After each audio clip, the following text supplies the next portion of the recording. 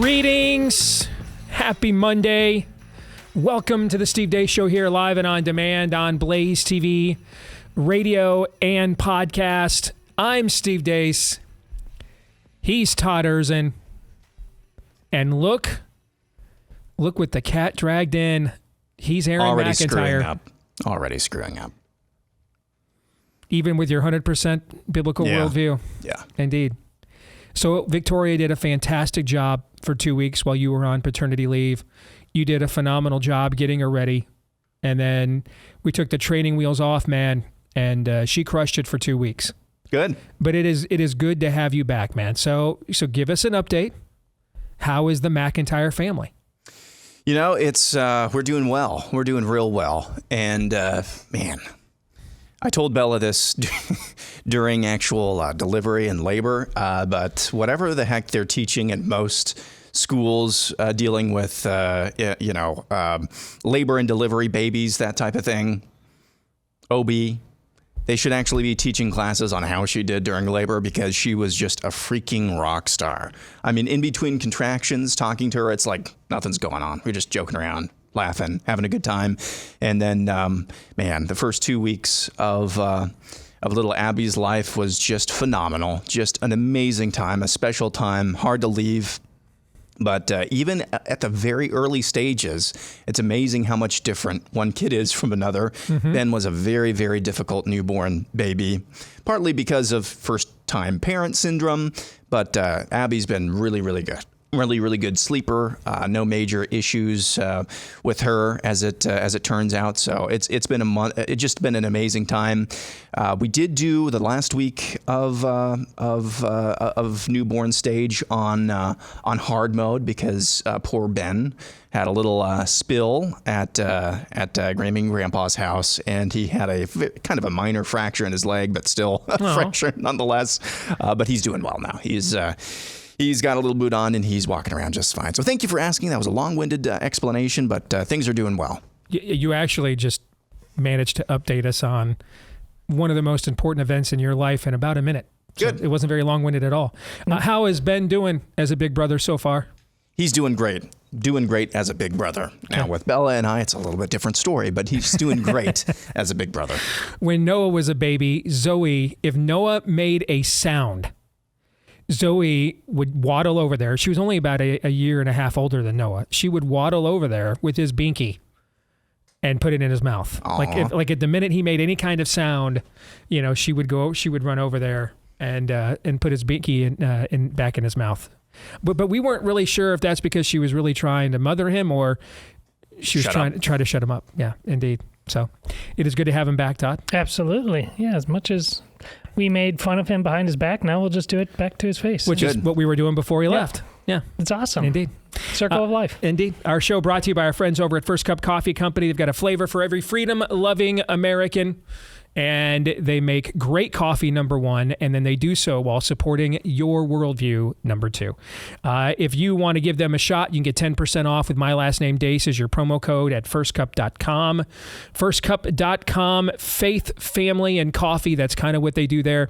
They'll ship it to you within days of it being roasted. Put the roast date right there on every bag so you can see for yourself. Firstcup.com, use the promo code Deace to get 10% off. And if you subscribe, you'll get an additional 10% off for the life of the subscription as well. All right, coming up next hour, we'll get back. We haven't had a chance to do this for the last couple of weeks, so we'll get back to an Ask Me Anything. Todd, you've got the questions selected? Yeah, and we have not only questions from this round, but we still have questions left over. So I forgot. It's a melding. There's plenty of options. All right, so I'm wondering if we ought to take next week if we do another AMA Remind Me. I won't solicit any more questions. We'll just have the leftovers. I think we're good. You think we're good? All right. And so, Aaron, you've got those ready and loaded for next hour. All right. Our good buddy Bob Vander Plaats will be joining us here at the bottom of the hour. But I know many of you have been chomping at the bit for this return. Let's get to it. Aaron's rundown of what happened while we were away. What happened while we were away brought to you by things you don't say out loud or write in a book. Off the top of my head, and that's why my teenager emancipated. Another one is, and that's why they had to surgically remove that object from my rectum.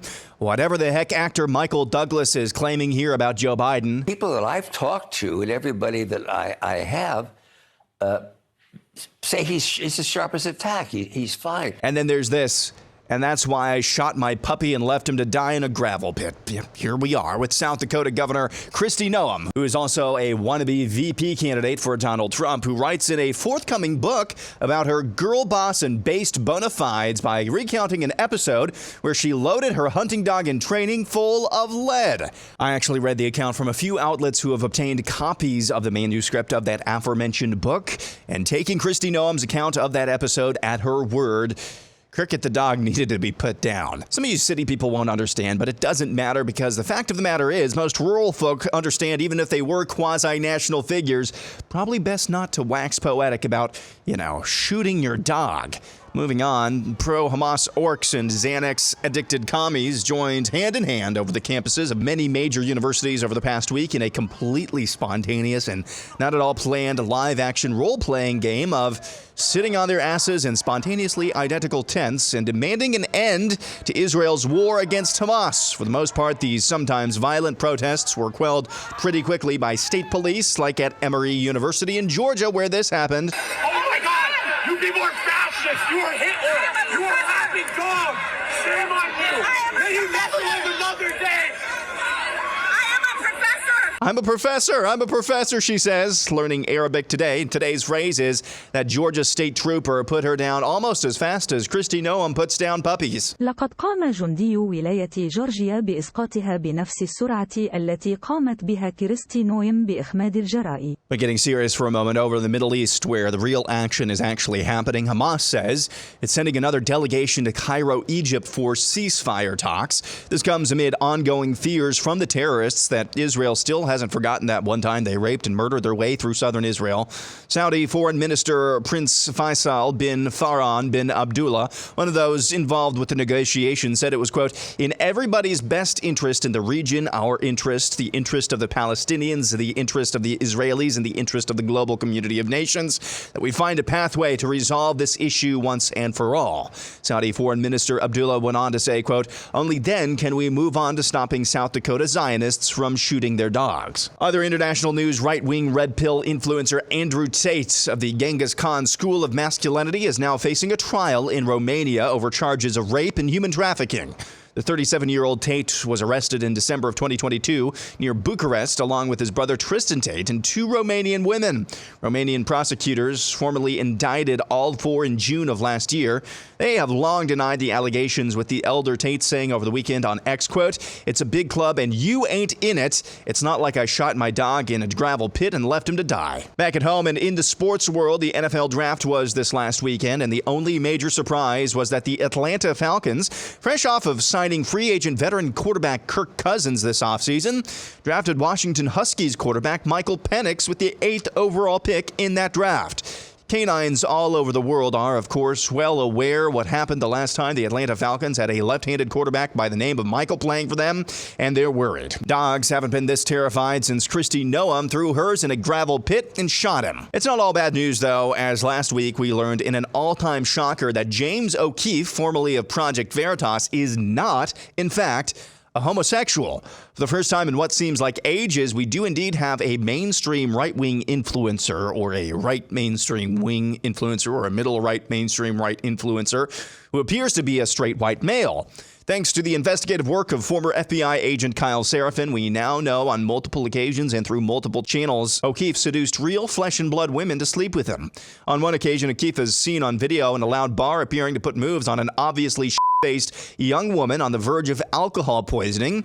In the video, which I'll recite to you since it's hard to hear, O'Keefe asks the young woman, quote, do you like shooting dogs? Because I don't. Please sleep with me. In the political world, Florida Governor Ron DeSantis reportedly met one-on-one with GOP presumptive nominee Donald Trump over the weekend. It's unclear what the two discussed, though speculation is that DeSantis will help fundraise for Donald Trump, who faces lagging fundraising numbers. On the topic of whether DeSantis would be interested in being Trump's running mate, that was reportedly quickly squashed after DeSantis revealed he spends his free time helping dogs get adopted, not throwing them in a gravel pit and then shooting them. Economic news: inflation-adjusted gross domestic product grew at an annualized rate of only 1.6% in the first quarter, according to an initial estimate from the Bureau of Economic Analysis released last week. That was below the 2.2% growth many economists had expected. Those economists say the disappointing revision is due to a number of factors, including a plateauing of consumer spending, lack of confidence in the economy by consumers, and fear that Kristi Noem will show up on consumers' lawns with her dog and a loaded gun. And finally, an oldie but a goodie from the late comedian Norm Macdonald. Now, do you think Noam's legacy will be hurt? Yeah. There was a commentator named Candace Owens. She told me the worst part of the Noam thing is the hypocrisy. I disagree. You disagree with that? Yeah, I thought it was the dog shoe. And that's what happened while we were away. That's definitely not Victoria over there. Well then, okay. Someone had some pent-up thoughts over the last couple of weeks and decided to come out swinging, Todd, and unloaded. Absolutely unloaded. You just keep that crazy parked right there, Mr. McIntyre. All the way till November. I will tell you, though, I privately did have several conversations with prominent people in righty media about all the stuff about James O'Keefe going around, and we all had the same initial reaction. We all did. Wow, it's not gay. That we all had the exact same. That was someone actually still. Somebody prominent on the right still wants to actually sleep with women. That was the initial prominent reaction we all had, which kind of shows you where things currently are on our side of the septic tank. Aaron's montage. I'm not sure who wants to be associated with that. I'm looking through all of our partners. I'm like, who is not continue to pay our bills? Who is not gonna terrorize their sales associate? Victoria can come back if Mike Pence has the courage. Oh gosh, he's not done yet, folks. Let's do this, because I had a chance to meet with these guys personally, and I think they would vibe for quite a bit. They'd vibe quite a bit with much of what Aaron just unloaded on. Our friends over at Constitution Wealth, they are the Patriots' choice in wealth management.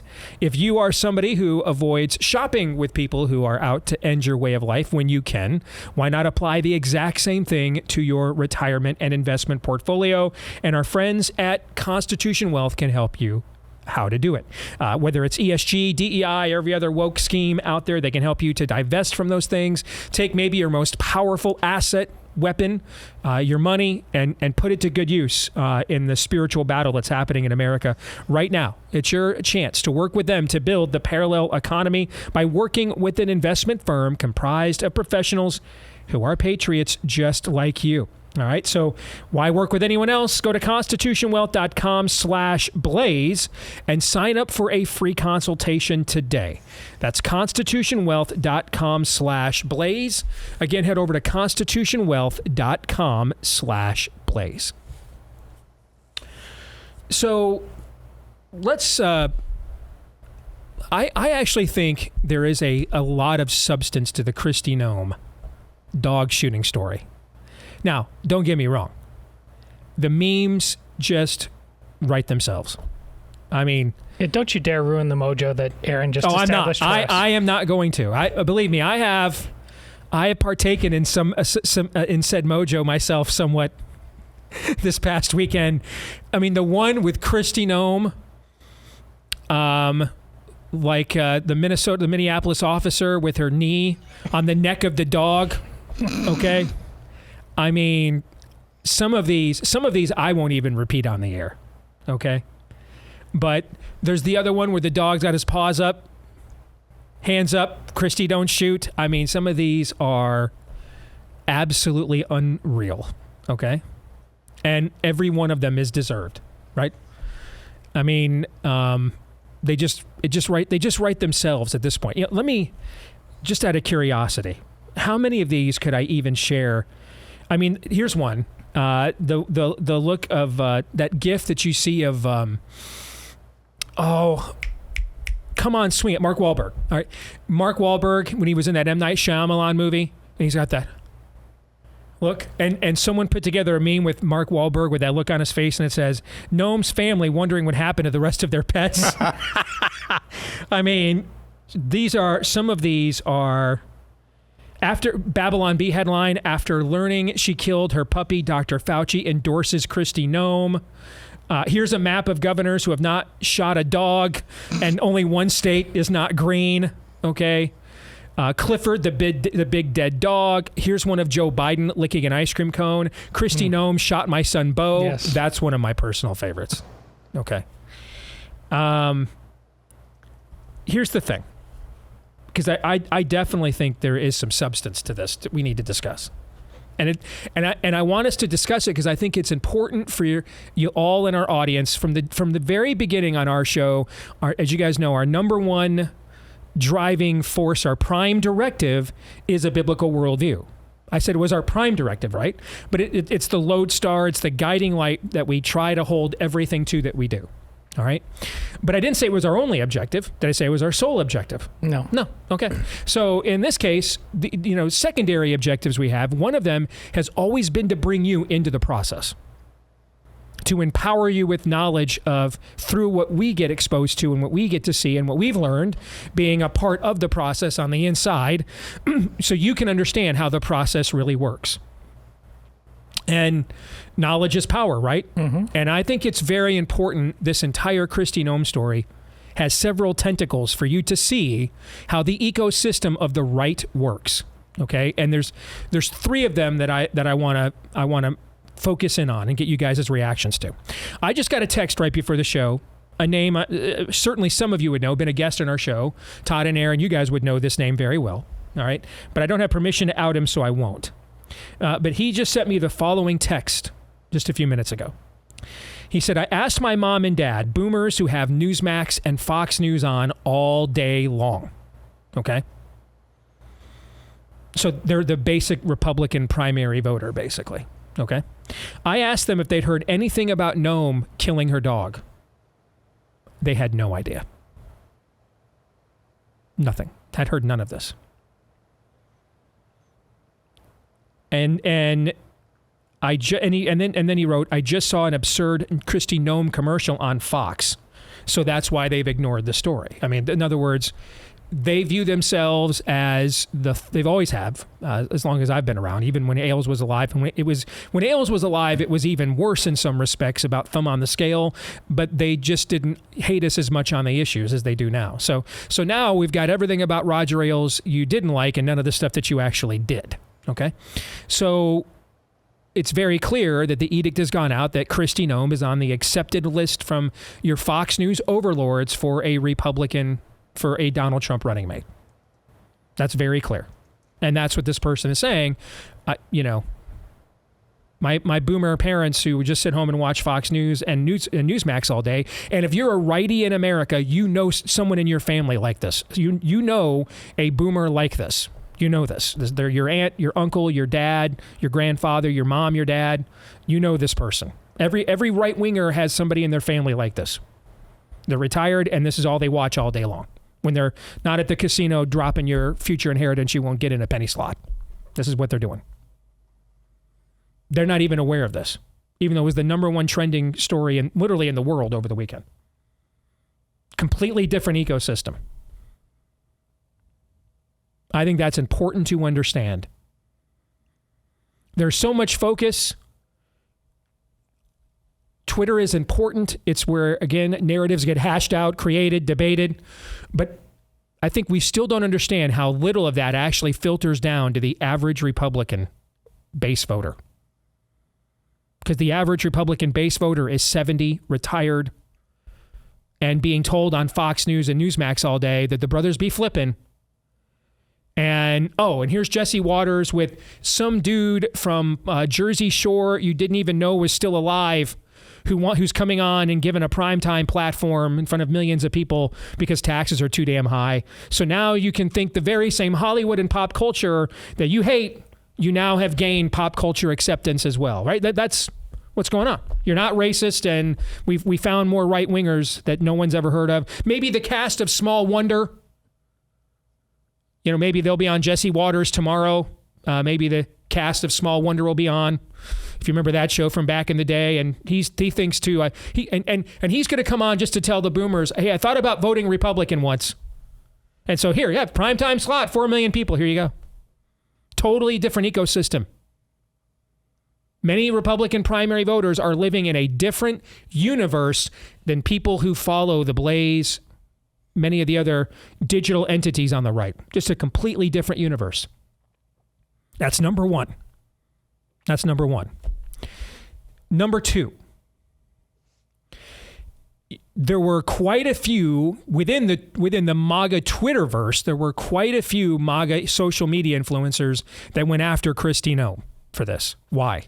They don't like her, and they're afraid. I mean, she fits the profile of the people Trump picks, right? I mean, there are a few exceptions, and they've often been the strongest personnel decisions that Trump has actually made, but for the most part, attractive, very strong women. Trump likes to surround himself with that, and beta males. So no one's competing for the alpha status in the chicken coop. And Noem would absolutely click that box. Successful governor, strong personality, and she's not terrible to look at, right? She checks every one of those boxes. Yep. Well, there's a lot of MAGA influencers that don't want her to stick around. They don't want her to be the nominee. So if you were like, what's Cat Turd and all these people doing dunking on her this weekend, I'll tell you what it's about. What it's about is many of these people want Vivek Ramaswamy to be the running mate. Why?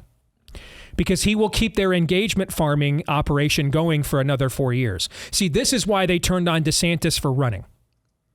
It wasn't enough to just not support him. This is why they really, really hard went after him.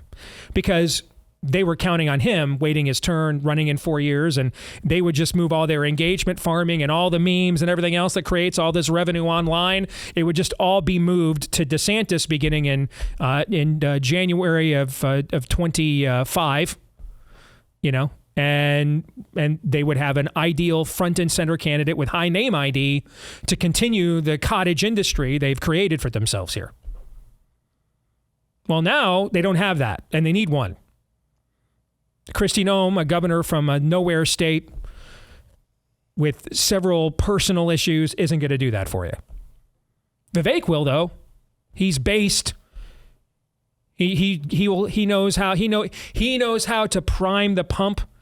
I mean, dude created a meme. I was sitting there 20 feet from him. I sat right next to his wife when he created a meme at the Miami debate where he wrote on the thing, Nikki Haley is corrupt, and held it up. You guys remember all this, right? Okay. So that's their guy, and they want Trump to pick him. And that will keep the cottage industry, which really isn't influential within the Republican electorate at all. As much as we are obsessed with some of us anyway, are obsessed with what these people are saying, your retired boomer grandparents have no clue who these people are, and almost none of them know what a Laura Loomer is. But they do watch Fox and Newsmax all day, and that's why they don't know a damn thing about Kristi Noem. So, yeah, this is an opportunity to take her out, to make her name mud, and try to convince Trump not to pick her for a running mate, because she doesn't secure their engagement farming for another 4 years the way Vivek Ramaswamy does. So you always have to consider what a lot of people's business interests are on the right. So lesson number one.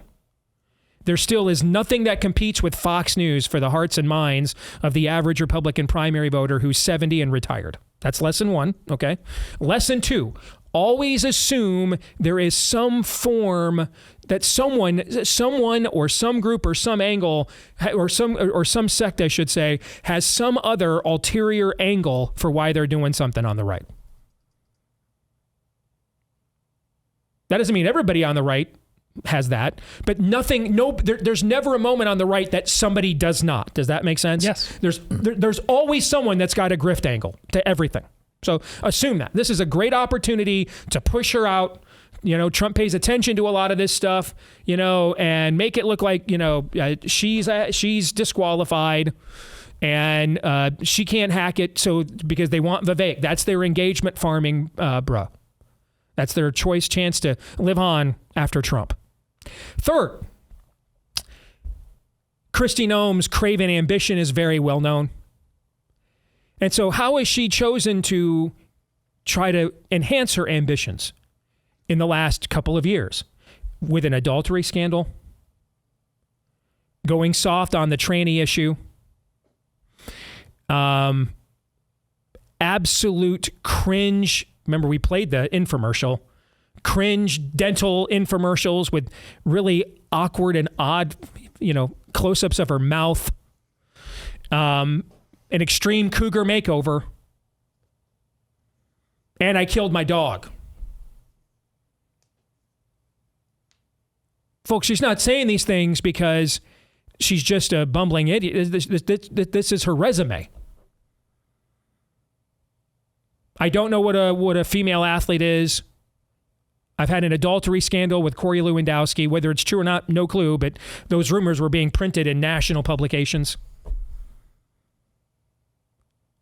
Here's an infomercial QVC wouldn't run at 3 a.m. and take a gawking close-up look at my mouth. That's just cringy. And I killed a dog.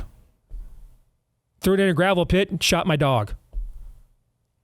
What do you think she thinks about who the GOP base is?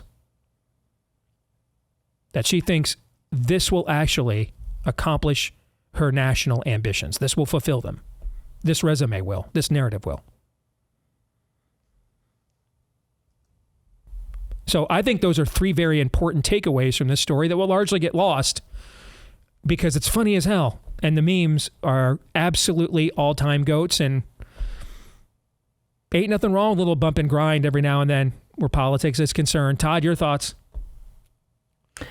Well, I still don't know if did this all happen by pure happenstance, the timing of this, or is it because she was in fact elevated? I mean, I understand why the cat turds are worried, but are they worried just in a general sense, or was she at the top of the list? Do you have a sense of that? In other words, well, I don't know. Do you think it's just an odd timing that advanced copies of a memoir are coming out right around the time that Trump is contemplating who his vice presidential running mate's going to be? Is that more the grift? See, you bring up three variables. Which variable do I need to weigh more? Considering the process of publishing a book, which I know a little bit about, that's not something you do on a whim. So it's very clear that this is being done either with the anticipation she'll be a running mate or her hopes of pushing her candidacy to be so. And which one of those, I don't know. But it's clearly the timing of this is with that in mind. I mean, it takes well over a year to plan a book like this out. Honest to God, and Aaron, I think, alluded to this in his own way at the beginning before going off into that piece of beauty. The thing I'm least offended by in all of this is the fact that she shot her dog. Same. I mean, ultimately, given the party's current trajectory, Aaron, if she really wanted to advance her national prospects, she should have just admitted that she had an abortion. Indeed. And there are a number of things where Kristi Noem could prove her right-wing based girl boss bona fides. There are a number of things that she could come up with, or just make up if you really wanted to. You have to know the optics of it's like it doesn't matter. Yeah. You're only going to be presented with the headline Kristi Noem shoots puppies. There's no way you can spin that. There's no way you can spin. She tried. Did you see that? Yeah. And she would have been better off just saying, "And I do it again." Doubling down. I mean, we once elected a guy president who ate a dog. Why not elect someone vice president who killed one? You cannot be cynical enough in this era, basically. You can't be. When it comes to the political system. This has already garnered way more press than Joe Biden saying his uncle was eaten by cannibals. Amazing. Just amazing.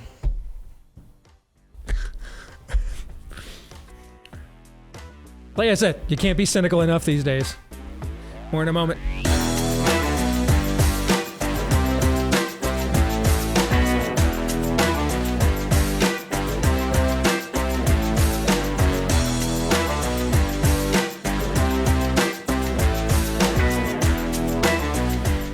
Folks, did you know that in the name of diversity, the American Medical Association has declared that now medicine is imbued with white supremacism. Therefore, standards must be lowered for whom we allow to practice it these days. It's about equality, don't you know? Now, of course, the people making these rules, they're never going to go see the doctors who only got in because of lowered standards. But they're going to make sure that you do. It'll be your contribution to the science. After all, you would have known this if you were a subscriber to Imprimis from our friends over at Hillsdale College.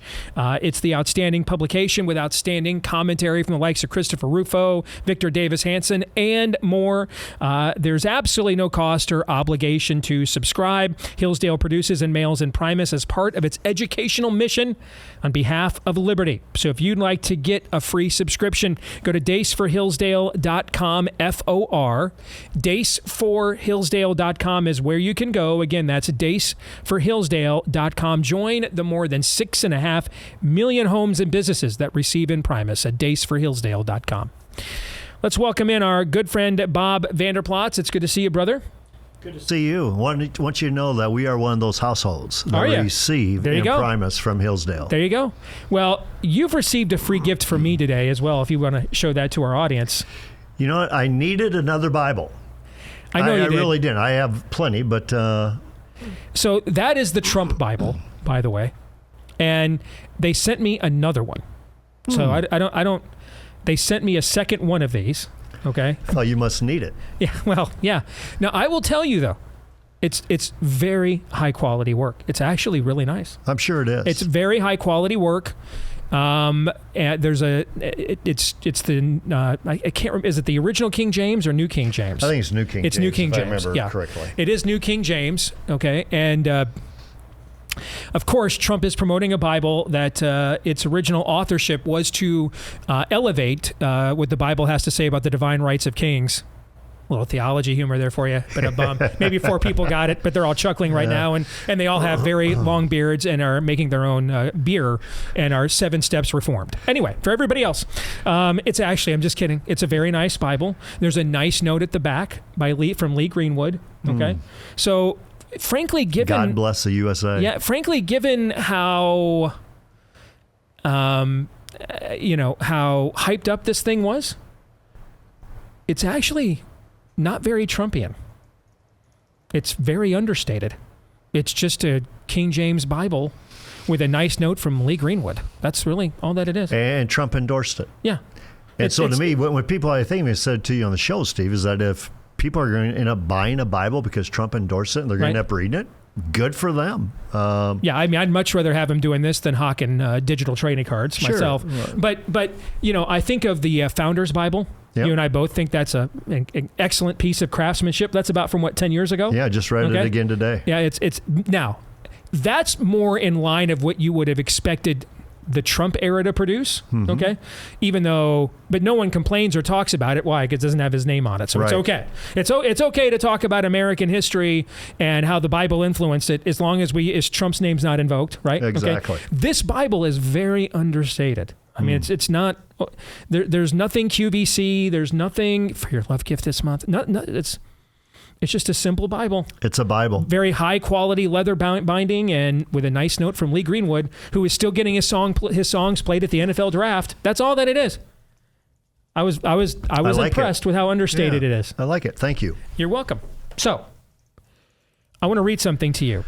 All right, and then get your reaction. You bet. This is an article we have over at the Blaze from over the weekend. All right, survivor of communist concentration camp makes peace with dying in a U.S. prison over peaceful pro-life protest. And this was written by Joseph McKinnon here at the Blaze. A Christian pro-life activist who survived a communist concentration camp in post-war Yugoslavia is now making peace with the possibility she may not outlast the Biden administration. Eva Edel, 88, has long been familiar with the consequences of dehumanization. After the Nazi forces were routed in Europe and the war at large was coming to an end, Edel, not yet 10 years old, was tossed into one of the communist dictatorship's concentration camps in Yugoslavia, along with thousands of other Danube Swabians who had been collectively branded as Nazi collaborators by the communist partisans and targeted for their German ethnic backgrounds. We were considered to be non-human, Edel said. It was just permission for torture and killing by the government. In Camp Gakoa, Edel indicated she ended up losing all of the skin on her legs and was hobbled by sores. People gagged me when they came near me, she said. The flies and the fleas and the lice and the bedbugs just loved this festering body. Edel and her remaining family members ultimately managed to escape into Austria. After spending several years in refugee camps, they made it to the United States, where she now might die in prison for defending the lives of the biggest cohort of dehumanized people in our culture, the slaughtered by the tens of millions globally every year unborn children. The Biden Department of Justice charged Edel, 88, and 10 other pro-life activists in October of 2022 for violating the Freedom of Access to Clinic Entrances Act, a law ratified in 1994 by Bill Clinton. The pro-life activist had staged a peaceful protest inside the Carafem abortion clinic in Mount Juliet, Tennessee on March 5th, 2021, singing and praying in support of those persons who had and would be slain deep inside of those grounds. Earlier this month, Edel and the final 4 of the 11 pro-life activists were convicted. The U.S. Attorney's Office for the Middle District of Tennessee indicated the octogenarian faces up to 6 months in prison, 5 years of supervised release, and up to a $10,000 fine. It appears she was spared what could otherwise have been over a decade of prison and a fine of $250,000 strictly because of the nonviolent nature of her perceived offense. Edel told the Daily Signal in an interview, quote, "When I was indicted, I began to prepare to die there. Right now, I'm ambivalent. I'm doing the best I can to get ready. Haven't talked to a funeral director yet. I'm just being sensible. There's no guarantee that I survive it." Edel explained that her activism started when the issue was brought to her attention during an English course in 1968. "I didn't know what abortion meant. I tried to speak up on the subject, but I must have done a very bad job because I don't think I convinced the person that I was speaking with. And after that, I just brought the subject up all the time because it bothered me that people would actually think of killing their own children." And she made clear to her husband that inaction was unacceptable. They both began actively protesting and staging rescues in the late 80s, which landed her in jail even before Clinton signed the FACE Act into law. Despite her convictions, Edel maintains her actions were justified, certain that such protests can spare babies' lives today, just as similar protests could have saved multitudes of lives from concentration camps in the mid-20th century. Quote, "We were rounded up to be killed. We were placed in cattle cars and our train was headed towards the extermination camp. What if citizens of my country would have overcome their fear and a number of them stood on their railroad tracks between the gate of the entrance to the death camp and the train? The train would have to stop, and while the guards on those trains would be busy rounding up the ones that were in front of the train, another group could have come in, pried open our cattle car, and possibly set us free. But nobody did." So here's why I wanted to read that to you. There's been a lot of talk of sanctuary states in recent years, particularly for people who are breaking the law.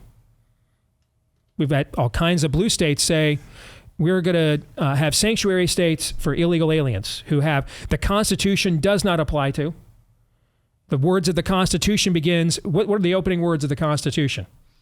We, the people of these United States. Mm-hmm. Yeah, we, the people of these United States. So if you're not in the United States, it's the U.S., not planetary constitution. Okay, so this is a social compact, a covenant that binds the people of these United States, citizens. Okay, actual citizens. So we are determining that you don't have to be a citizen anymore to have those constitutional rights apply to you. If anything, you get more access to the constitutional rights than the people who actually are citizens do. We have all kinds of sanctuary, of governors declaring sanctuary states all the time for lawbreakers and rule breakers. So technically, Ava Edel and others like her have broken a law. The FACE Act is a law. They have broken it. Okay, why can't we have Republican Governor Bill Lee declare Tennessee will now be a sanctuary state for lawbreakers, right?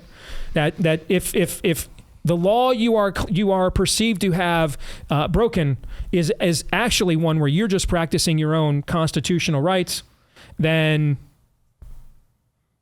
you have a right to pray. You have a right to peaceful assembly. Peaceful assembly. Yeah. Peacefully protest. Yeah. And so if there's any concern about that, then Tennessee will now be a sanctuary state, and we're going to send the sheriffs and others that are the law enforcement under my control, and we're not going to let the feds have you. because we wouldn't we're not going to let the feds have the illegal aliens to deport them. Not that they probably would anyway, but we're not going to even let them show us that they wouldn't, right? Why can't we have why can't we have sanctuary states for our actual constitutional rights? Well, I think, Steve, when I read that yesterday after you sent it to me, I thought, the irony of someone who survives a concentration camp, of people forced, the intellectual, the elite, the rich, trying to put her to death because of what she believes. I've been to Auschwitz, and of course their big thing is never forget this. Never forget that who did this to us and that they could do this again. And then you take a look at that Eva, who's 88 years old. She's not in great health. And what kind of a threat is she, other than to peacefully protest on behalf of the sanctity of human life and maybe delay somebody from coming in a little bit while a counselor or somebody else say, just give some words of wisdom in regards to, let's think twice about the act that you're doing to save a life?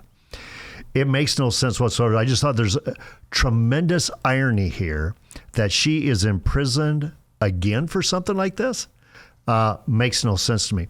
But in regards to what you're saying, why not have a sanctuary city, a sanctuary state for somebody that does something like this versus somebody who actually is coming across our border? We say, you got the benefits, you got the blessings, you got the access, you got full constitutional rights. And we don't know who you are, but there's a lot of you coming in here who mean real harm to this country. And I just think what you're seeing again is where things are upside down. What once was celebrated as good is now imprisoned as bad. Something that was initially thought of as bad is now celebrated as full access is good. That's on the whole border immigration and Eva's story right here.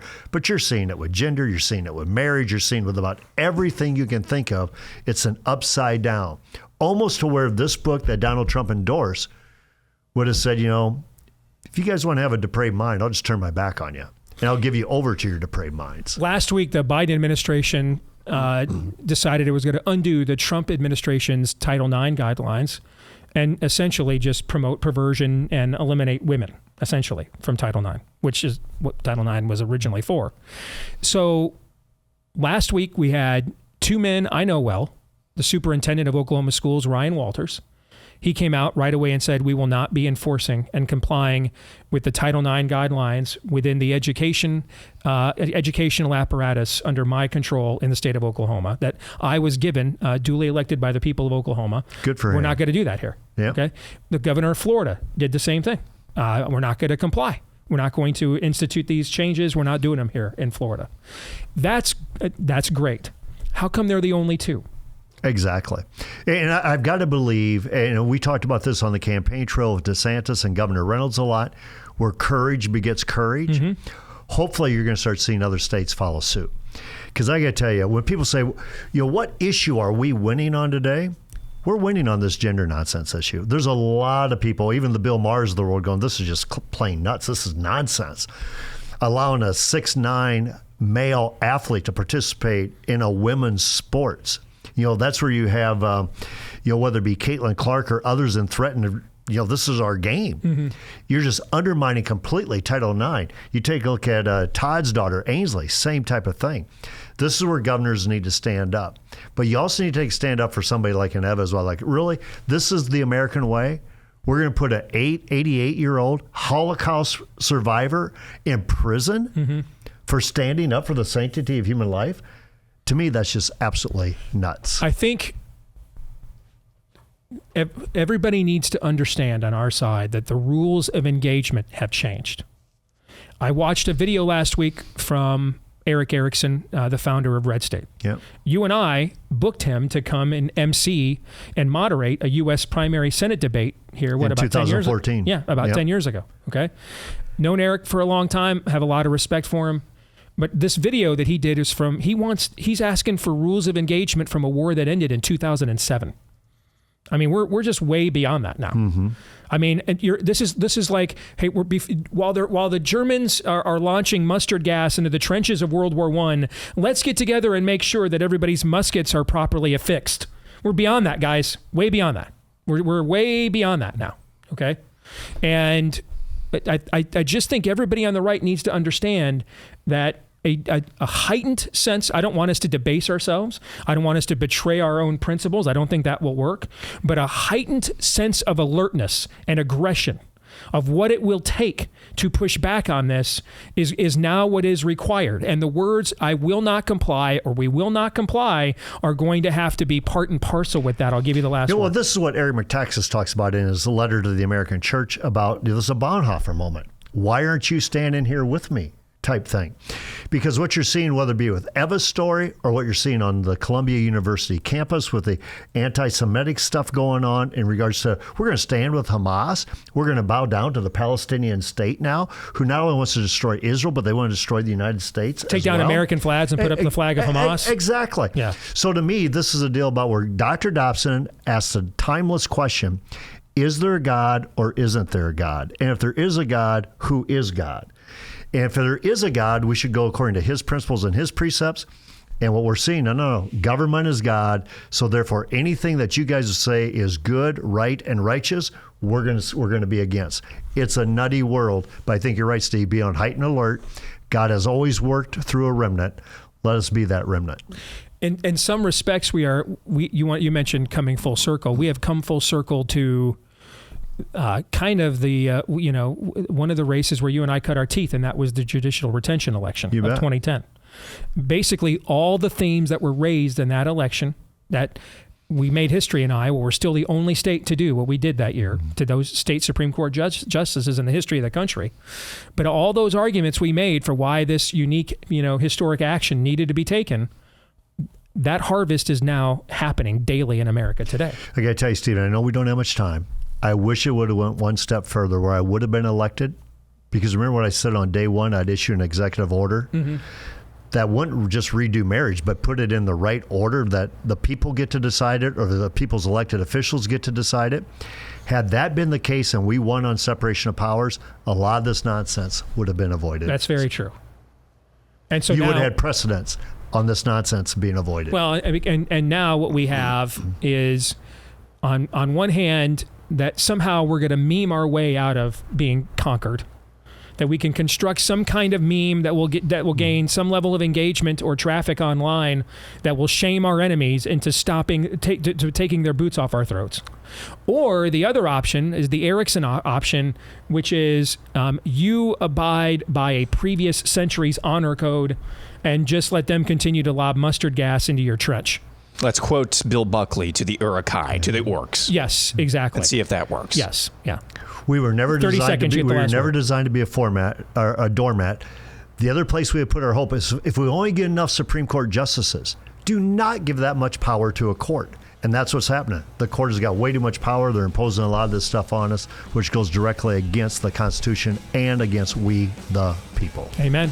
Thank you, Bob. We'll come back. Hour 2. It'll be your turn to ask me anything next.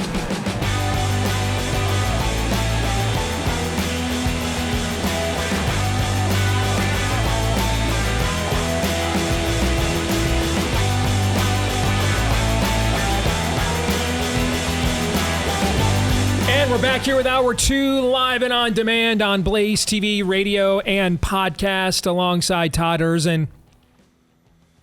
And a man whose presence, it didn't take long to be felt on this program yet again, because he came out swinging. The one and only Aaron McIntyre has returned as well.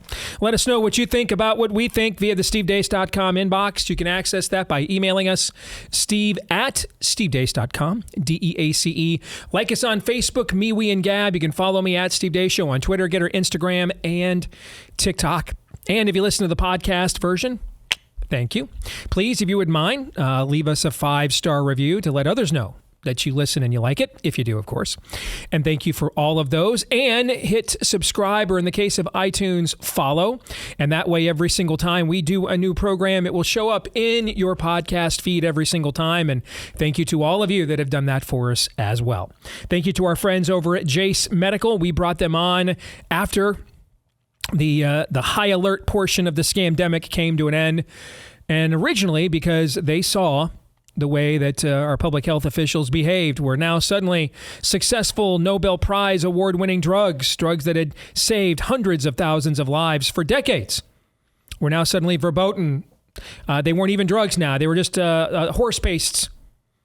And so they wanted to make sure that the next time we had a so-called emergency, that another batch of venerable medications that would come in handy during such an occurrence were not also similarly smeared. And so that's where the Jace case comes in with venerable antibiotics from amoxicillin to doxycycline and more.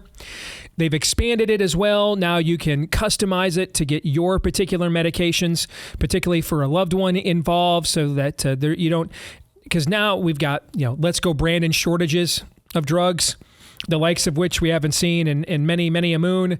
Just get the peace of mind that comes with getting the Jace case. All right. Go to jacemedical.com. Fill out your questionnaire there. A physician may have to follow up with you just to make sure everything's on the up and up. jacemedical.com. But other than that, it's very simple. It's a very simple process to have the peace of mind knowing that you have as much control over your healthcare as you can. jacemedical.com, JASE, and use the code DACE at checkout for a discount. Code DACE at checkout for a discount at jacemedical.com. Do you think, Aaron, and Aaron, this is a question for you, were you going to come back that black-pilled no matter what, or was it the dead dog material that inspired you specifically? Oh, this is tame. That was tame compared to what I was planning on coming back with. So in other words, it's a good thing that Kristi Noem killed her dog and disclosed it, because you might have gotten us all fired with what you were planning beforehand. I was keeping a list of people who annoyed me, things that annoyed me. I was writing it all down. I was going to do an airing of grievances.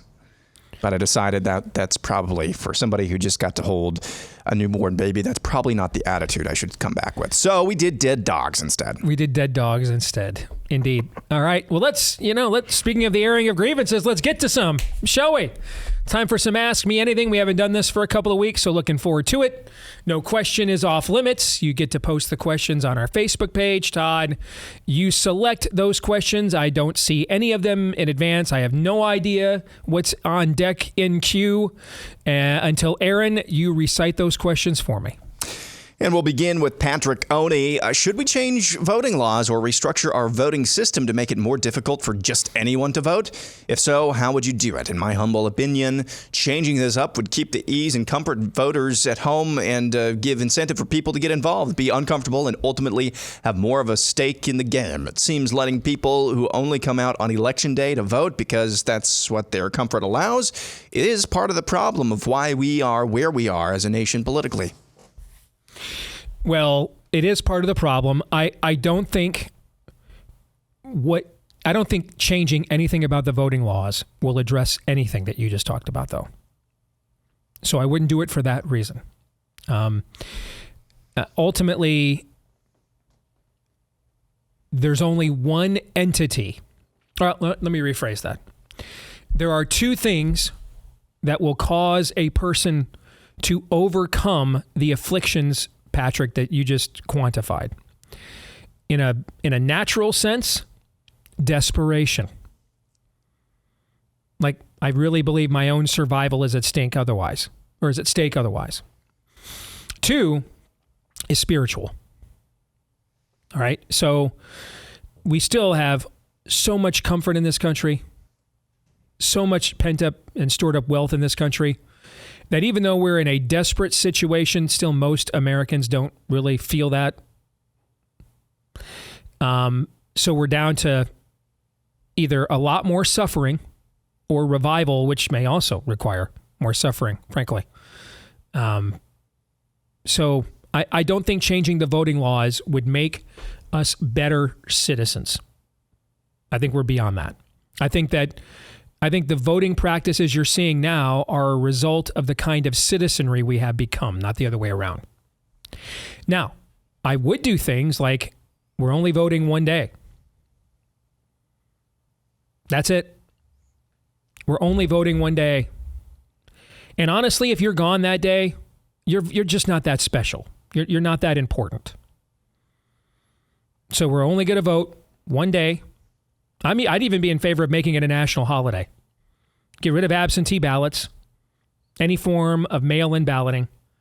You have to vote in person, one man, one vote, that day. We'll give you the day off. If you're in Bermuda or something, cool. You're welcome to go to Bermuda. You know, but voting is important. A lot of times people don't schedule Bermuda trips when it's their kid's birthday, right? I mean, there are moments that you typically don't schedule trips because you've got something important to do, a surgery, right? Well, you know, I was going to have this this tumor removed, but you know, can I have an absentee tumor surgery? You know, we're going to the Florida Keys. No, you can't have an absentee ballot. Nope, not doing those anymore. No early voting, no absentee voting. Everybody votes in person. ID, one man, one vote, one day. And that's it. If you're there, history's won, as JFK said, by those who show up. If you're there, you get to vote. And if you're there and a citizen, you get to vote. If you're not, and you're not, you don't. Period. That's it. And it's a national holiday, and people don't work. So there's no excuse not to show up, and you don't get to vote absentee. You just don't. That's what I would do. Thoughts? Yeah, I'm with you. Generally speaking, how I wish. I mean, I in theory, I find, you know, some kind of standard beyond, you know, just being a mouth breather to vote acceptable. I really do.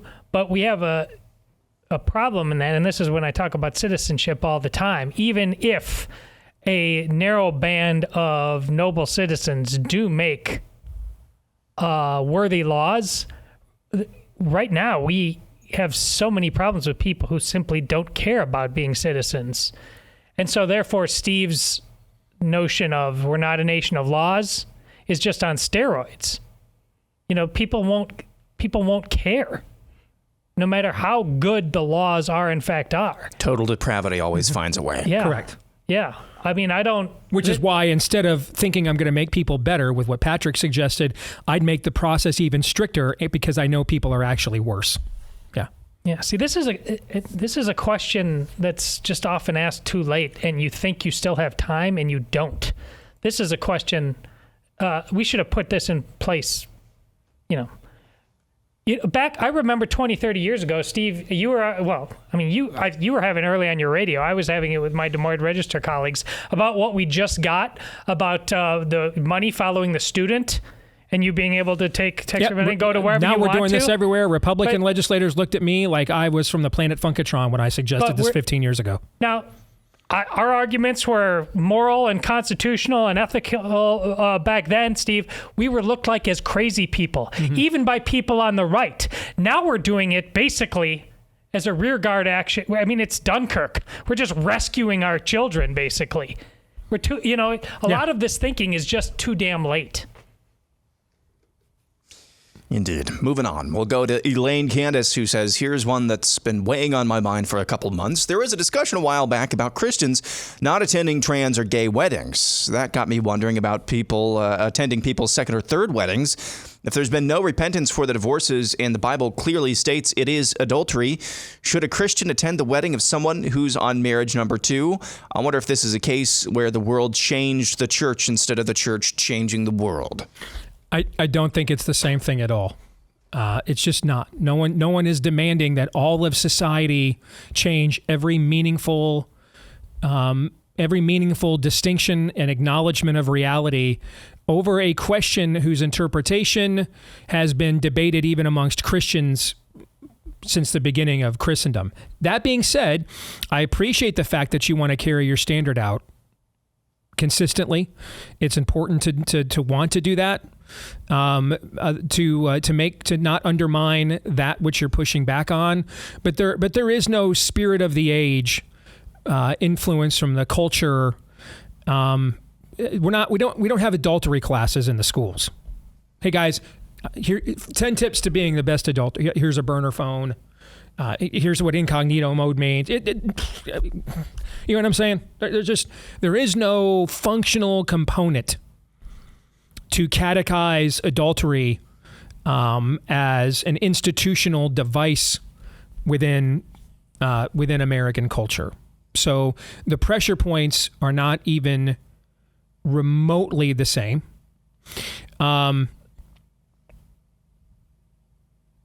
the situation, because then we get into your conversation also from last week when Aaron was not here. How far are we going to go? All right. So heterosexual couples on their second marriage invites me to come. Do I interview them to see, well, when they were divorced, were they believers yet? Did they get did they get the proper annulment procedure? I mean, this is where we could go. The amount of lint and navels we could ponder with this is insurmountable. But if you want to do that, I won't discourage you. I mean, the Lord said to the Pharisees, it is not wrong to pursue the letter of the law. It is wrong to do so absent the spirit of the law. I just would not do so because with a comparison to the tranny or gay marriage issue. You undermined your question, Elaine, when you said gay or trans weddings. There's no such thing as a gay or trans wedding. And then there's that matters, trivial point. MCINTIRE. There's no such thing as gay or trans weddings. Yeah, there's that point too. So they're just not they're not. It's good to want to be consistent with our viewpoint, but they're not the same viewpoint. There is no pressure. No one's redefining all of society and refashioning what reality means. I mean, I saw. Let me call this up now that you thought about it. I haven't had a chance to post this meme yet, and you guys won't see it because it'll get posted earlier. But you guys remember In Living Color? Well, Aaron, you were probably too young. You remember In Living Color, of course. Yeah. You remember the Jim Carrey character, the guy who claimed that he was the female swimmer from the was it the communist country? You remember what I'm talking about? No, I don't. And he's got the pigtails and everything else. If I showed you, look at the picture. If I showed you the picture, you'd remember that act. Oh, I remember the picture. Yeah. Okay. That's Leah Thomas 30 years later. Remember this from who am I thinking? Jamie Foxx. Jamie Foxx. Yeah. That does not look exactly like Catherine Jean-Pierre. Okay. So, I mean, we're not being asked to deny the fundamentals of existence itself when it pertains from one question to the other. So, I would wrestle with them separately. I would if you want to wrestle with the latter, that is an individual situation and would require individual investigations of whether every situation met the grounds for biblical divorce or not. In the other case, there is never a situation where those are legit manifestations of the reality of the institution in question. So I would not link them at all, actually. Well, you do need to make a specific, I agree with that. But more broadly, I would link, there's no way we get to gay marriage if we don't first have no-fault divorce. Well, that's a separate question. I think but that's I agree. Embodied in the notion of guilt and being blasé about one and doctrinaire about the other. I do think that, in my estimation, is in there. But people had second or third marriages before we had no-fault divorce. But I agree with you wholeheartedly that no-fault divorce was the gateway drug to get us to where we are now. I agree. Yes. Yep. One more. I mean, I would have an easier time not attending a family member or a friend wedding if it was wedding number 2 or 3. I would have an easier time not attending that if I knew for a fact that the previous divorce was that person's fault. They expressed no remorse whatsoever and was living in sin or cheating happening. I would have an easier find saying, no, I've got something going on that Saturday. That's an example, I think, here of a more specific application. Sure. But like you said, at the end of the day, you can go how many angels dance on a head of a pin territory. Russell Berger is next, and the advice on how to get your work. I mean, can we go back to that for a second? We could even do this with first marriages. Hey, I need to know for sure that you guys had no sexual contact before I mean, you see what I'm saying? I mean, how long are we going to go down? How many rabbit holes are we going to go down? Okay, but ultimately, in the case, in what she's asking about, those are specific instances which can undermine the institution of marriage. What she's comparing it to is, or linking it to, is something that in every situation undermines the institution of. There is no righteous path for a gay or tranny wedding. Well, they were just really committed, and they only came out of the closet together, and then nobody sodomized the other until the wedding. No. You see what I'm saying? That the very engagement of this behavior on any level is a perversion and is a demonic bastardization of the institution. The other is when we're talking about specific people and their specific sins, which would require, frankly, more investigation before we would know the reality of those situations.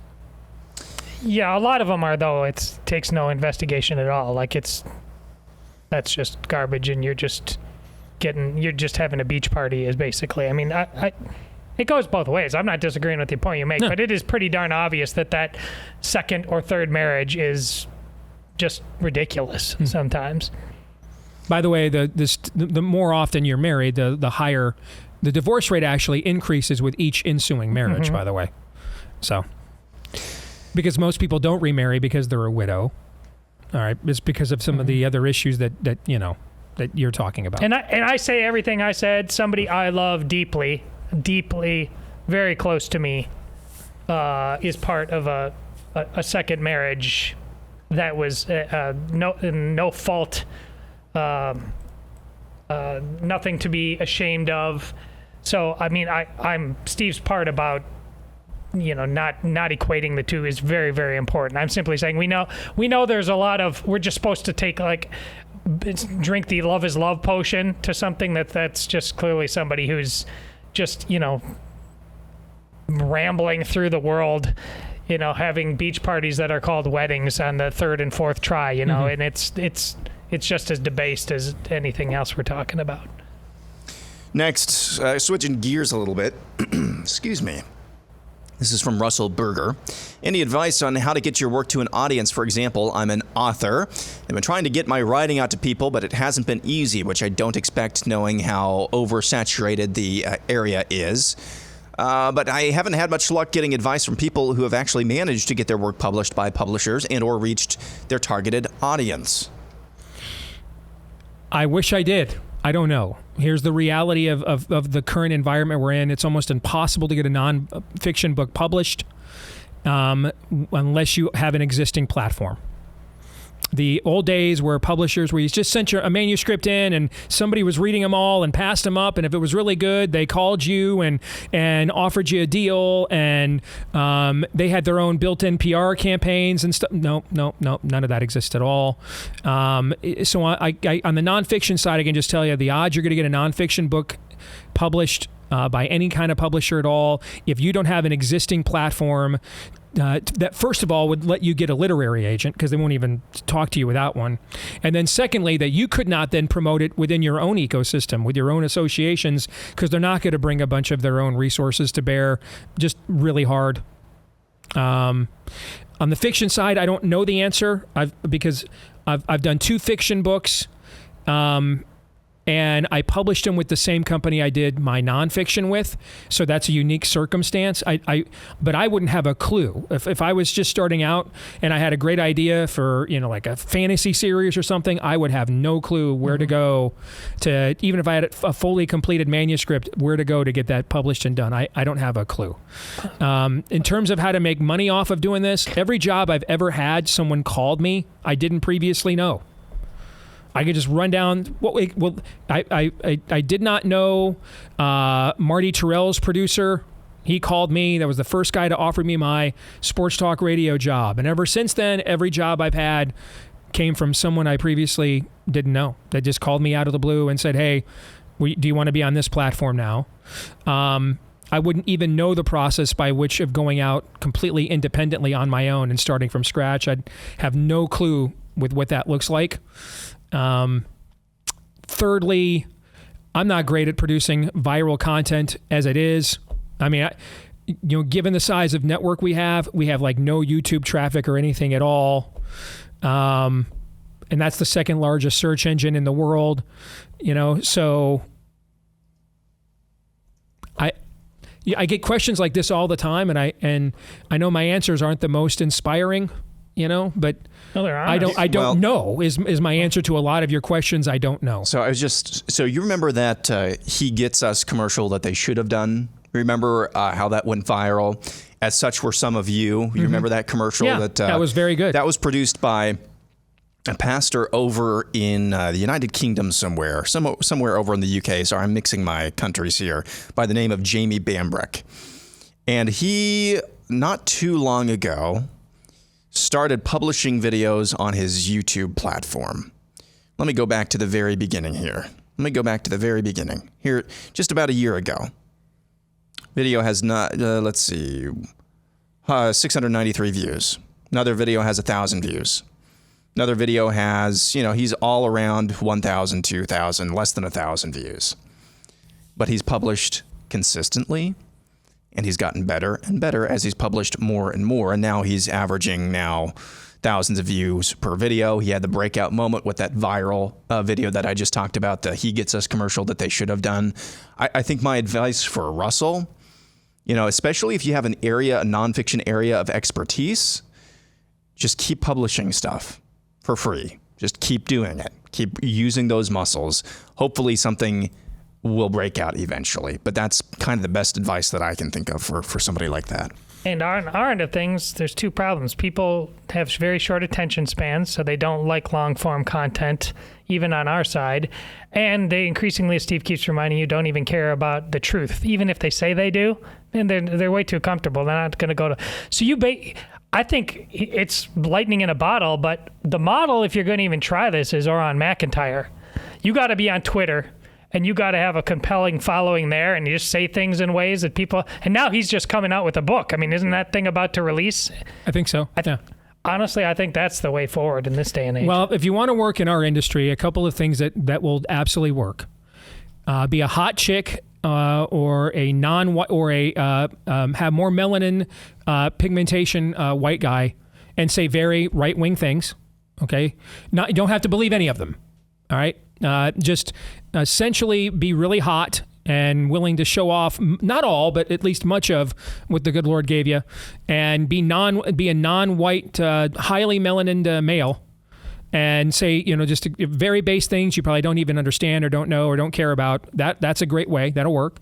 All right. And the other one is be willing to make Donald Trump the center of your universe, either hating him or worshiping him. Those two things work great. Our path of just calling things as we see it is the least monetizable path possible. Okay. It's the hardest monetizable path there is. Okay. Which is why if you take it. All right. We're just too damn stubborn to try it any other way because we're okay with failing. But ultimately, Trump is Lord. Trump is the Antichrist. Those are simple paths. You took a turn there at the end. You were like a little apologetic earlier on, like, oh, gosh, I wish I had better news. Well, I thought maybe I should give some helpful tips. And then you just said, no. I didn't want to leave him completely hanging. No. So you got to give some helpful tips, okay? Just be a hot chick and, show enough to make tongues wag, but leave a little to the imagination and just say very based things and that you probably don't understand or believe and never believed or heard before. And be a black dude doing the same. That helps. And then, just make Trump Jesus or the devil or Satan. It doesn't really matter which one. And just got to stick with it, though. Okay? Blame him for everything. Credit him for everything. So I didn't want to leave you with no hope. Didn't want you to think there was no way, to get into this racket. There are paths. There are. What? This guy is the Homer. I'm being helpful. The guy who, what's his name? Russell. He's the Homer Simpson gif into the bush right now. He's just like, I forgot I even asked. What I gave him practical. I need practical tips. I just gave them to you. And Russell, blackface and breast augmentation. The good news in this day and age, Russell, I assume you're a dude. You can now become a woman. There you go. Just saying. Go get some memories, Russell. And have better choice in eyeliner than Bruce. A little less under. You ever notice that too? The guys who try to be women, it's just like they all look like 70s mob wives with 47 layers of makeup. No, just don't overdo it. I didn't want to leave him hopeless. Look at you, even trying to help the trannies out with their makeup advice. You know me. Like you're a giver. I am. I'm not a selfish lover. Aaron, next up, you know that, Todd. Hate you. A lot. Go ahead here. We'll continue with Tori A. Pestabarth. No question, but just thank you for y'all. My husband had 2 strokes back at the age of 60 back in 2020 and subscribes to The Blaze and came across you and your show. It's been a godsend for him. He's a faithful watcher every day. Love nothing more than for you to give him a shout out. His name is Mike Barth. If it's not okay, just know you make a big impact in his life. He has watched Nefarious like 3 times already and talks to his friends about it. Thank you. Well, there's your shout out, Mike. Thank you for watching. Appreciate it. And thank you for evangelizing the movie, brother. I mean, we owe you a make good. So thank you. And glad you're still with us. And love you. Thank you, man. Appreciate it. You bet. Lacey Russell says, do we have a launch date for biblicalpastorsitrust.com yet? I'm sure the FBI does. I'm not going to come up with a better answer than that. Yeah. In fact, you know what? Because I get asked that question a lot. What church? Maybe that's the new plumb line. All right.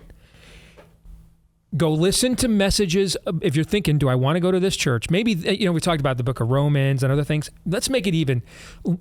Again, let's be practical. I gave some very practical steps of how to get into this business and be successful. You ridiculed me, Todd, but we've seen those steps work for many people, right? Sure. Okay. I mean, I'm just citing established precedent. I just didn't know you had that much eyeliner game in you. That's okay. all. All right. Let's come up with something very simple and practical. If you're thinking I'm thinking about going to this church, go online, randomly grab 3. I just like the rule of 3. Just randomly grab 3 messages from that pastor. And at the end, ask yourself, is this guy on an FBI watch list? If the answer is no, don't go. If the answer is yes, be there in the front row the following Sunday. That's really maybe the new plumb line. Straight up. Maybe we're looking at this all wrong. They're doing us a public service. They're telling us, hey. So that's what. Just go on the website, randomly grab 3 messages that pastor's done, and then at the end, ask yourself, is this guy on the FBI's list? Yes. Go there and make sure to tithe. All right. That pastor deserves double honor. Okay. If not, don't ever go there. And if you don't think that about your current pastor, don't go back. See, we're being very practical today. Aaron comes right out with, don't throw a dog in a gravel pit and kill the dog, right? Or just don't tell people about it. And then try to brag about it. Yes. I mean, very practical steps we're taking here. Okay. If you want to get into this business, be really hot and you don't have to believe anything. And show just enough to capture the imagination without, doing spoilers and be a non-white, highly melanin male, saying things you don't even understand or believe or maybe even thought, but it works. Okay? Why don't you have a Hillsdale course by now? I mean, you are shredding today. And our new grifter course taught by Steve Deace. Yeah, Hillsdale is a fine institution precisely because they won't do that. Yes. More in a moment.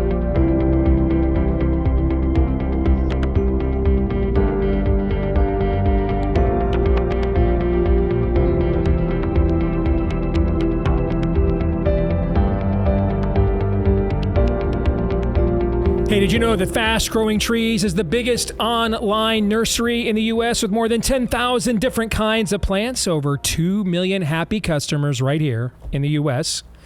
They've got everything you could possibly want. Fruit trees, palm trees, evergreens, house plants, so much more. You might be thinking, well, I don't even have a yard. Did you know that you can actually grow things like lemon, avocado, olive, or fig trees inside your home? They'll help you do that with free plant consultation forever. Also, you get their 30-day Alive and Thrive guarantee shipped to your door directly within 1 to 2 days. You can't beat it. Amy and I went through their vast catalog. It is extremely easy to navigate to find what you want. And this spring, they've got the best deals out there, up to half off on some select plants and other deals. But if you're a listener, viewer here to the show, you can take an additional 15% off anything, including those with the great deals. 15% off additional when you use the code DACE at checkout at fastgrowingtrees.com. fastgrowingtrees.com. Fastgrowingtrees.com. Get an additional 15% off, including their outstanding sales items, an additional 15% with the promo code DACE at fastgrowingtrees.com.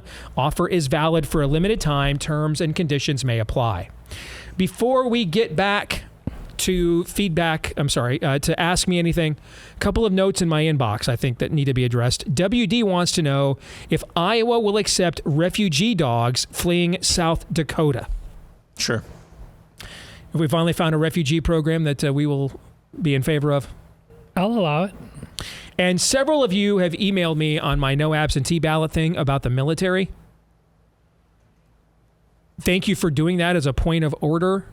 We just haven't talked about this in a while. And in my view, military service is an entirely different animal. Like, I think people who enlist should be exempted from the federal income tax, like forever.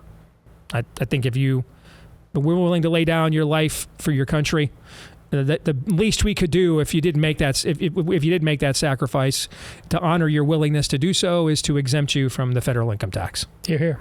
So, I mean, I don't view military voting as an absentee voting program, but that's an important distinction that need to be drawn. So thank you for several of you that emailed me about that in the inbox during the break there for a point of clarification. So, all right, let's continue. Ask Me Anything, Aaron. Changing gears again, Joshua DeBruin says, with your present memory intact, if you could go back and relive any pre-2020 basketball season and then fill out a perfect bracket, what would it be? So what would what basketball tournament, you can tell this came in a couple of weeks ago, what basketball tournament could you fill out a perfect bracket for?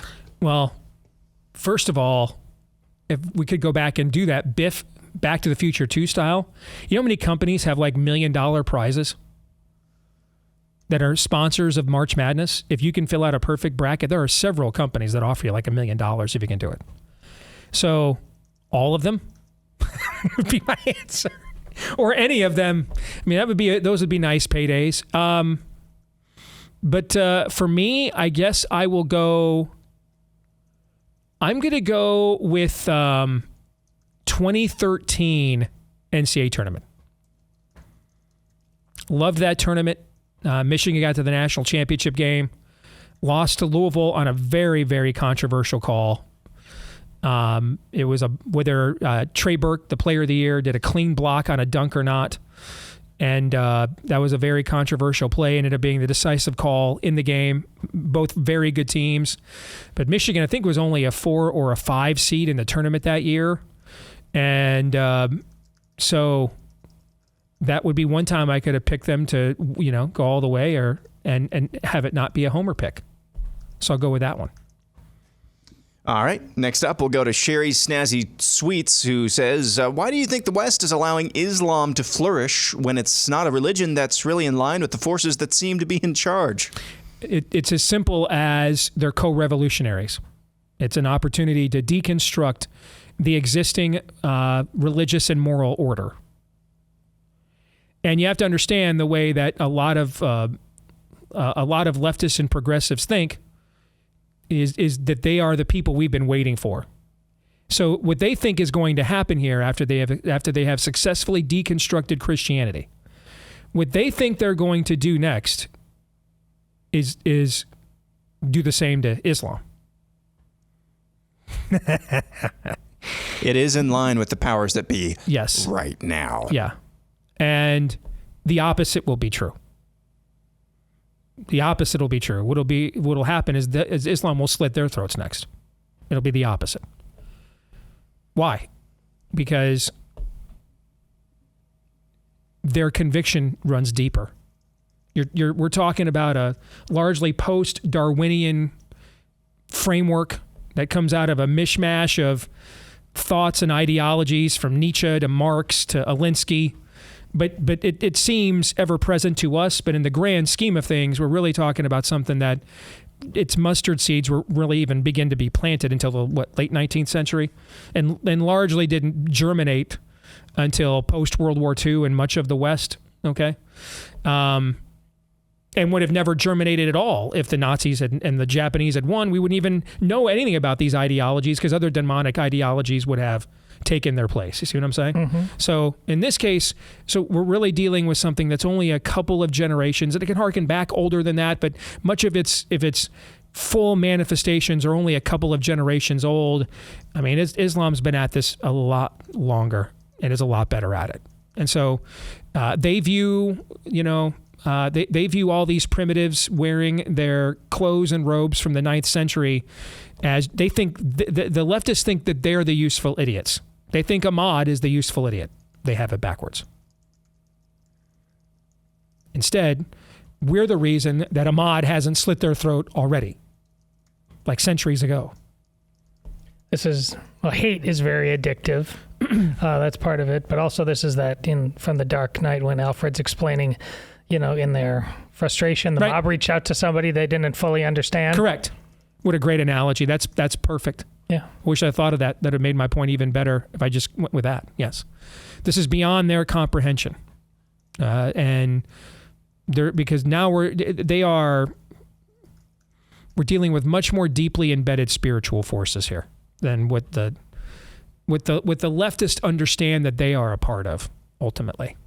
And we're a lot closer to realizing this showdown than anybody. It's not going to, like, at a college campus near you, not too long from now, a level of I think horror. That's what I frankly think that is what is freaking out some of these very wealthy left-wing secular Jewish donors to these universities who thought that we were the great evil, people that believed the way that we did. Yeah. Okay.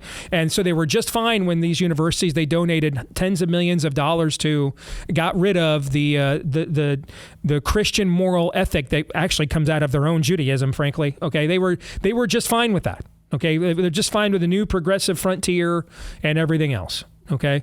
But now that they can see the vacuum that's been created, and now we're taking on these campuses, we're taking down U.S. flags and putting up the flag of Hamas. All right. Now they're like, whoa, what do you mean here? This was, the Borg don't stay on deck 16. Correct. Yeah.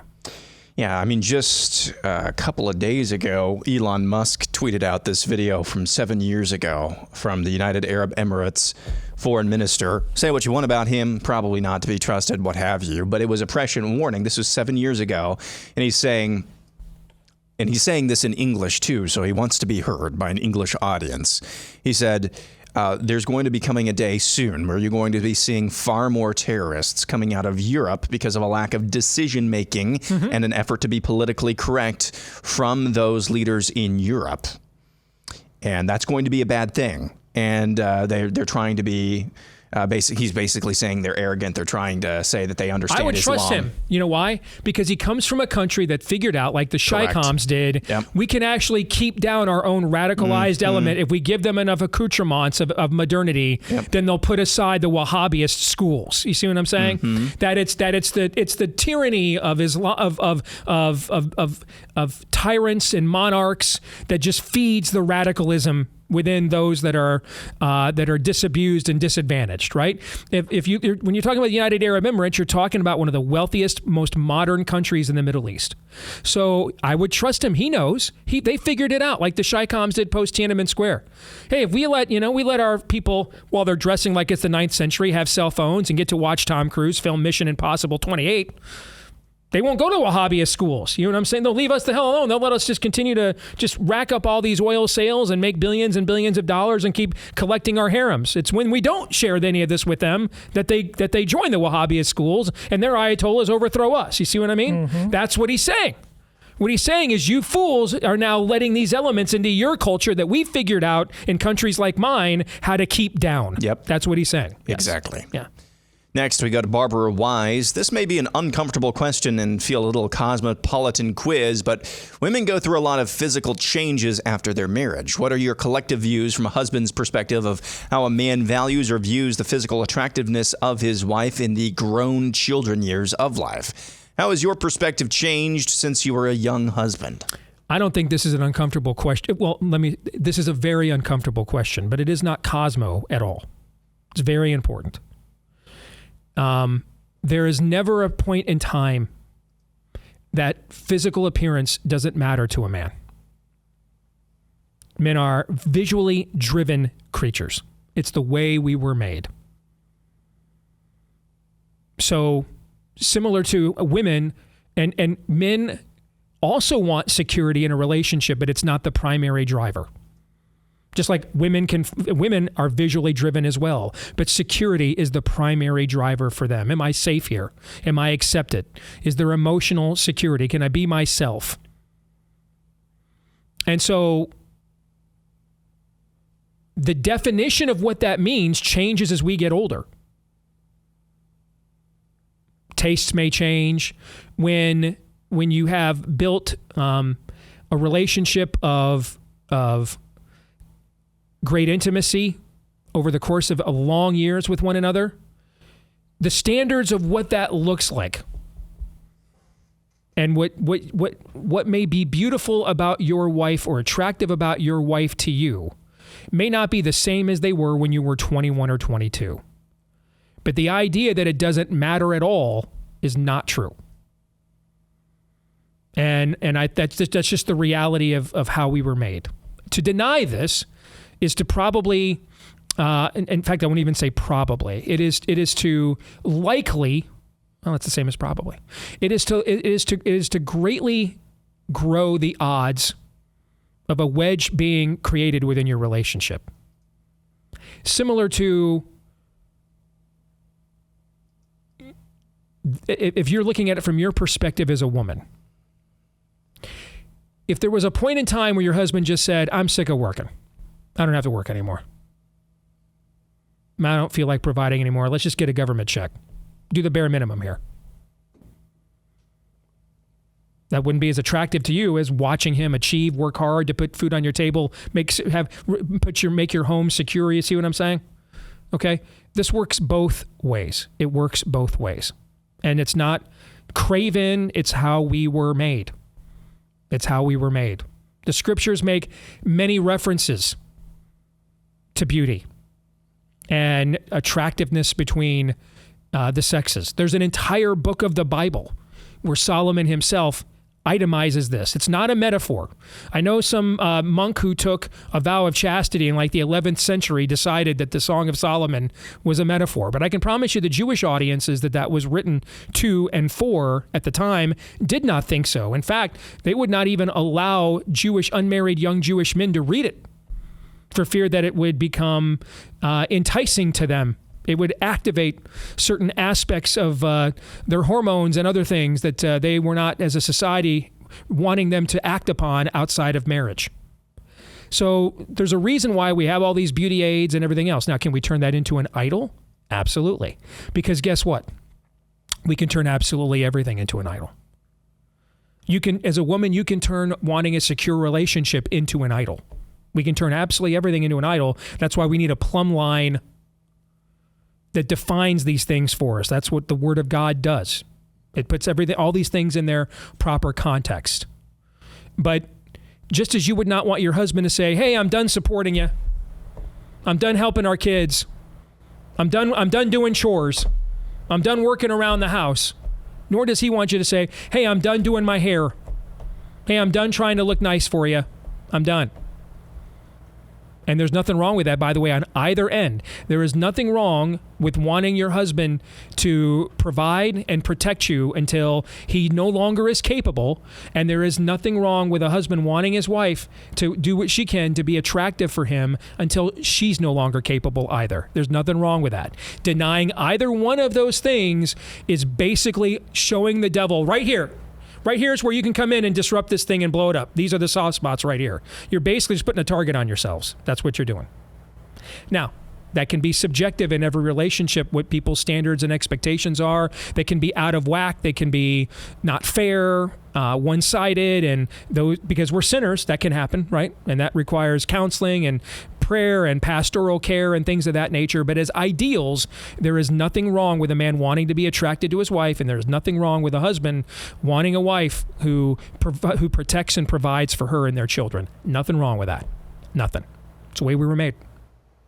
Before we close it out, A word about our friends over at Relief Factor. If you're thinking, you know what, I'm just going to have to deal with this chronic pain every day. Maybe not. Now, we're not guaranteeing that this is going to work, but over the years, over 1 million people have tried Relief Factor. And about 70% of them saw such great results in 3 weeks or less, they stuck around long term. What's it going to cost you? Just $20 to see if you don't see a difference in your pain level in 3 weeks or less with Relief Factor. It's not a drug, it's a supplement. So it's drug-free, but it was created by physicians who can prescribe drugs, but they wanted to stop masking pain with drugs. They wanted to go after the inflammation causing the pain, and that's what Relief Factor is designed to do. May not be your solution, but there's good odds that it might be. So give it a shot for 3 weeks for just $20 to find out when you go to relieffactor.com. Again, head over to relieffactor.com. All right, we got about a minute here, gentlemen. Final thoughts. You want one more question? If you think we have time, yeah, go ahead. John, I should put the camera on myself. John Mollengraft, why won't you bring guests on the show that challenge your worldview? We have tried many, many, many, many times. Many times. Even people who claim to share our worldview won't come on our show sometimes. Yeah, so. we've just tried a million times.